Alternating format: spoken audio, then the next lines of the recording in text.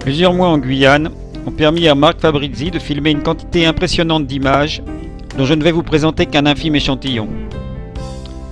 Elles ont été prises aux alentours de Saül, cœur de la Guyane, grâce à la patience et au sens de l'observation de Marc durant ses différents séjours.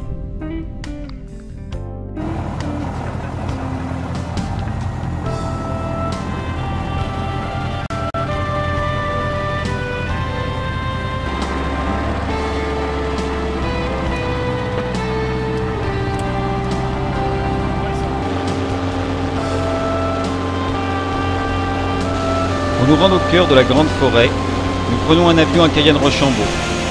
30 à 40 minutes plus tard, nous atterrissons sur la piste en latérite de Saül. Saül est le point de départ idéal pour explorer la forêt amazonienne. Autour du village, il existe un réseau de 150 km de layons, des chemins qui permettent de s'aventurer sans risque dans le grand bois. C'est également de là que partent de nombreuses rivières et fleuves guyanais, ce qui en fait un lieu privilégié pour les départs d'exploration fluviale. Ce petit village de 150 habitants, isolé au cœur de la forêt, a vu le jour à l'époque de la ruée vers l'or, dans les années 1850. Il comptait alors plus de 2000 âmes. Sitôt posés, nous faisons nos premiers pas dans le grand bois. Ce qui attire en premier notre attention, ce sont les bruits de la forêt, avec, en premier plan, le chant assourdissant des cigales. Si l'on sait se faire discret, il n'est pas rare d'apercevoir derrière les taillis ce gros oiseau que l'on appelle un agami-trompette, ou encore cet écureuil identique à ceux de nos pays tempérés.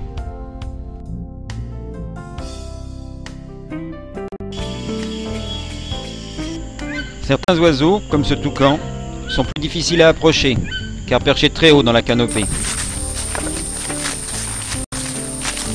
Nous voici dans un carbet situé pas très loin de Saül.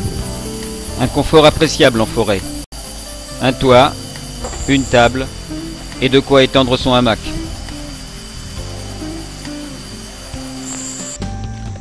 Le téju est l'équivalent américain du varan d'Afrique. Il affectionne particulièrement les carbets et les abatis, car ce sont des endroits dégagés où il peut se chauffer au soleil, tout comme son cousin plus petit, la mève. L'agouti est également un habitué. Il n'hésite pas à venir chaparder les fruits dans les abatis. Beaucoup moins sympathique, voici un serpent très dangereux, le Botrops atrox, appelé couramment fer de lance à cause de la forme triangulaire de sa tête. Alors, comme chez ce serpent, les écailles sont carénées, il n'est pas très doux au toucher. Juste devant l'œil, le trou clair, c'est son capteur thermosensible. Ouais. Le boa constrictor peut atteindre une taille de 4,50 m. Il est inoffensif, mais n'hésite pas à mordre s'il se sent en danger. Cette mygale arboricole de l'espèce Avicularia n'est pas agressive. Elle peut même être manipulée en prenant un minimum de précautions.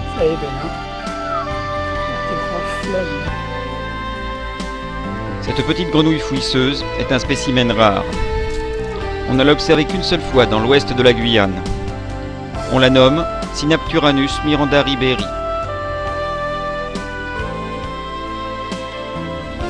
Les blattes sont de taille impressionnante et, comme beaucoup d'habitants de la forêt, elles font preuve de mimétisme pour se fondre dans leur environnement.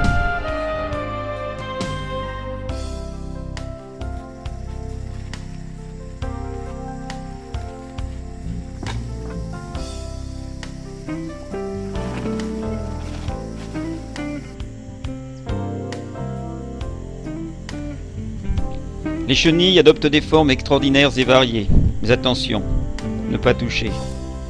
Elles sont en général très urticantes et peuvent provoquer des douleurs insupportables.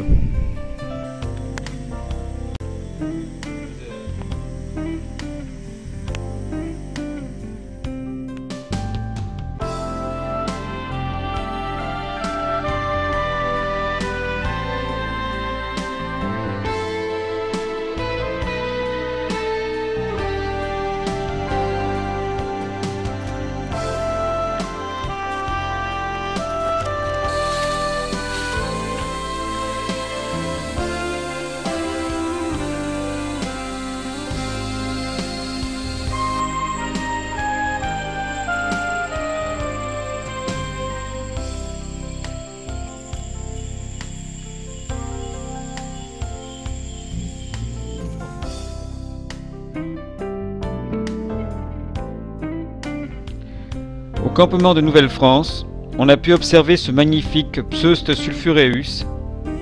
C'est un grand coulobridé inoffensif, que l'on appelle aussi serpent chasseur, et qui peut atteindre plus de 2,50 m.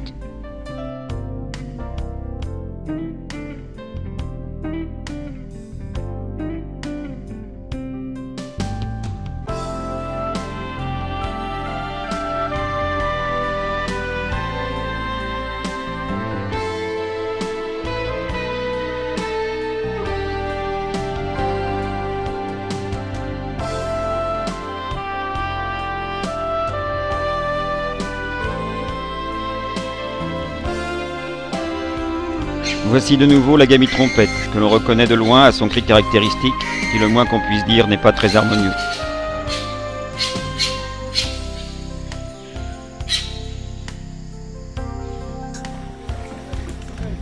L'iguane vert peut atteindre une taille de 2,50 m. Il est très farouche et disparaît rapidement à la moindre alerte. Yvon a capturé un caïman pour l'observer.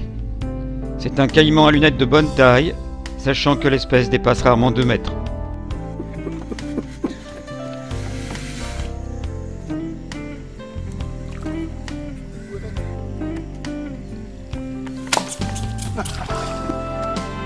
Cette queue est très jolie, hein.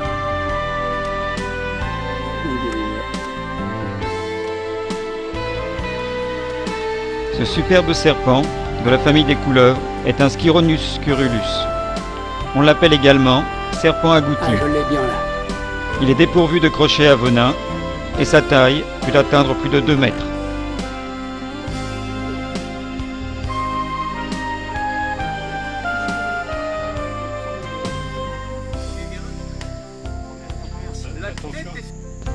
Cette toile immense est l'œuvre d'araignées sociales qui, comme leur nom l'indique, vivent et travaillent en collaboration.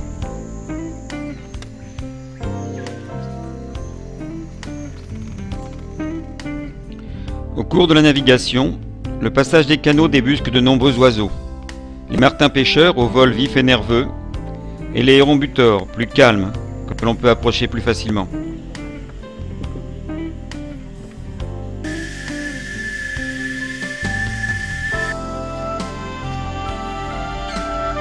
On rencontre également des cassiques, appelés culs jaunes, dont les nids aux feuilles tressées surplombent la rivière.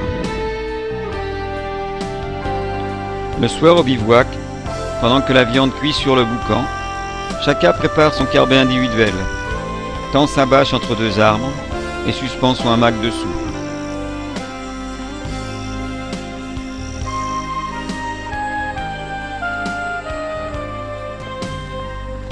Le buffo margarifera est un as du camouflage. Il est difficile à discerner sur le sol de la forêt, comme son très proche parent, le buffo typhonus, qui ici ressemble à un morceau de bois pourri.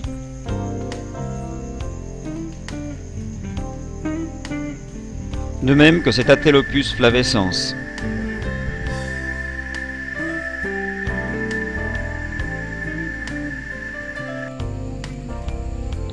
Contrairement aux espèces précédentes, la dendrobate se fait remarquer avec sa livrée aux couleurs vives. Ceci est un avertissement pour les prédateurs. Cela signifie « Attention, je suis dangereuse ». En effet, les dendrobates, comme ici la Tinctorius, sécrètent un mucus éminemment toxique. Chez certaines espèces, son pouvoir serait transcutané.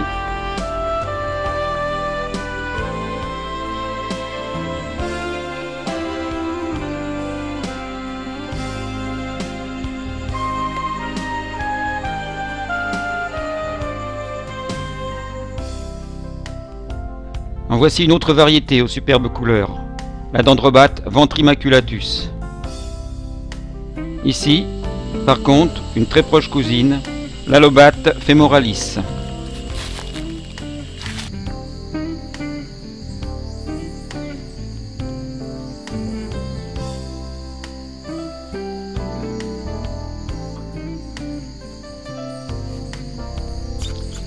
Cette martre curieuse, que l'on appelle Taïra, ne semble pas effrayée par notre présence.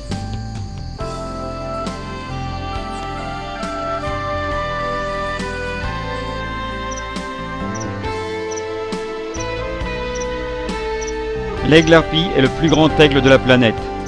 Son envergure peut atteindre plus de 2 mètres. Il se nourrit de singes et peut enlever des proies d'une dizaine de kilos.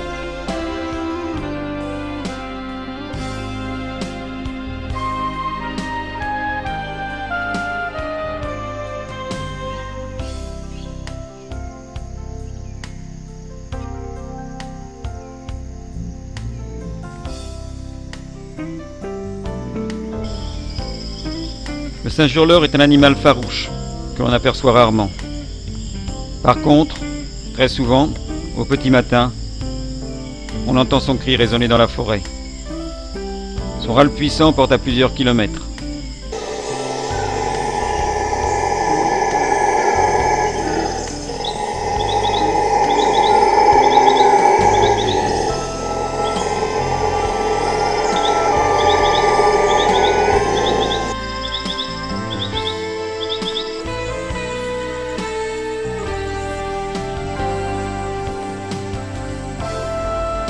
Notre présence inquiète ce singe capucin, qui d'abord nous observe attentivement, avant de nous signifier son mécontentement par ses mimiques expressives.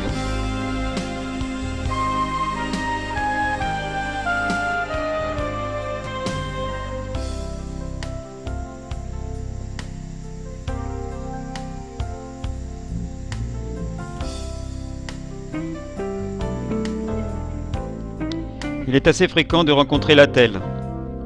Il doit son nom de singe araignée à ses membres démesurés. Ne supportant pas de présence étrangère sur son territoire, lorsqu'il aperçoit des intrus, il secoue violemment les arbres pour faire tomber les branches pourries.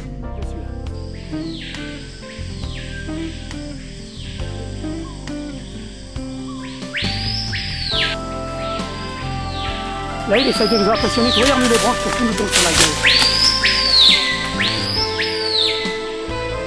Regarde comment il a remis les branches pour faire tomber les trucs. Le vieux salaud.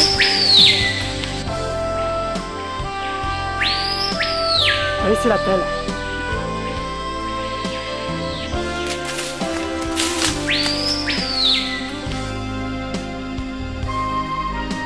L'arlequin de Cayenne est certainement le coléoptère le plus spectaculaire d'Amérique du Sud, avec ses élytres colorés et ses pattes antérieures démesurées.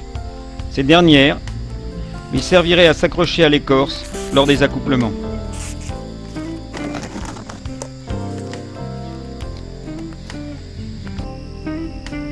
Dans la série des insectes étonnants, voici la réduve, de la famille des punaises, ainsi que ce petit coléoptère appelé porte-drapeau.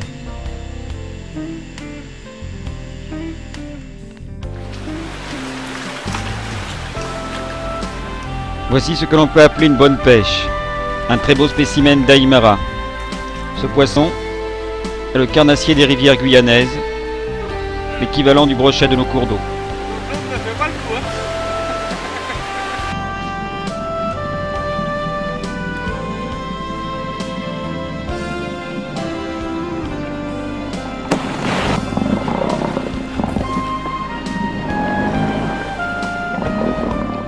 Même au plein cœur de la forêt amazonienne, il arrive de faire des rencontres imprévues.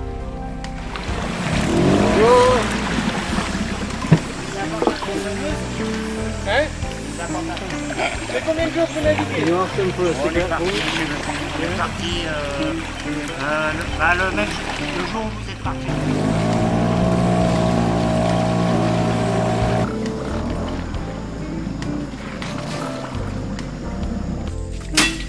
Souvent, la rivière est bloquée par un chablis, un arbre tombé.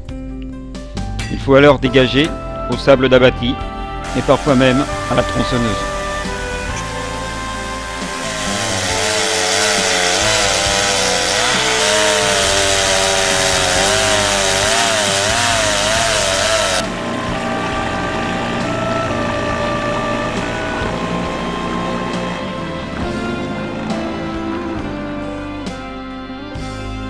Les loutres géantes défendent fièrement leur territoire et n'hésitent pas à nous faire savoir que nous sommes des intrus en nous apostrophant.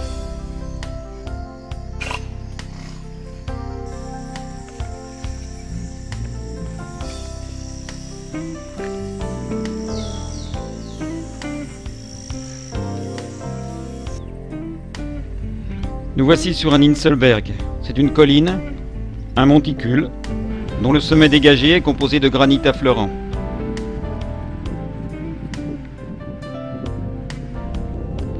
C'est un écosystème différent de la grande forêt et on peut y observer des espèces particulières.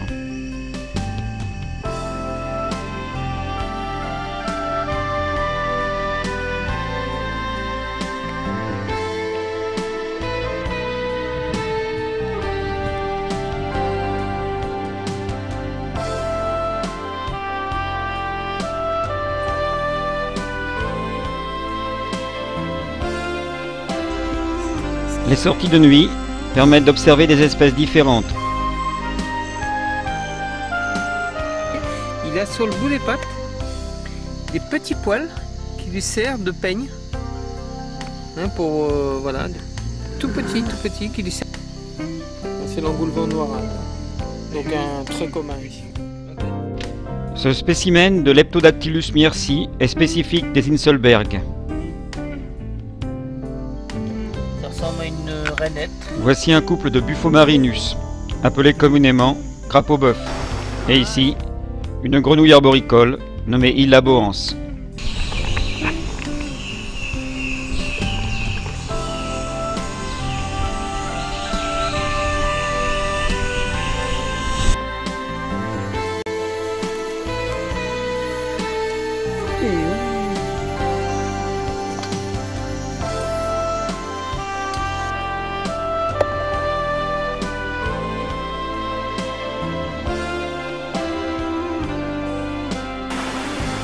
Nous voici à Soiguane, un des derniers rapides de la rivière Limonade.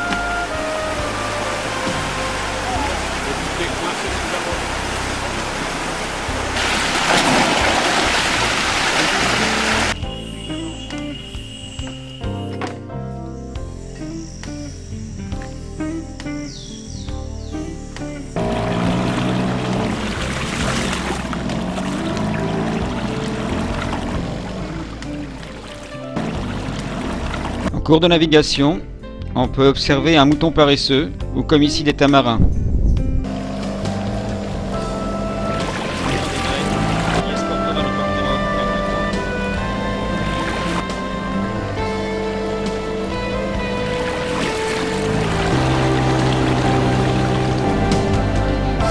Tout a une fin. C'est avec regret que nous quittons le petit monde du Grand Bois pour nous replonger dans l'enfer de la civilisation. Mais je vous l'assure, nous reviendrons.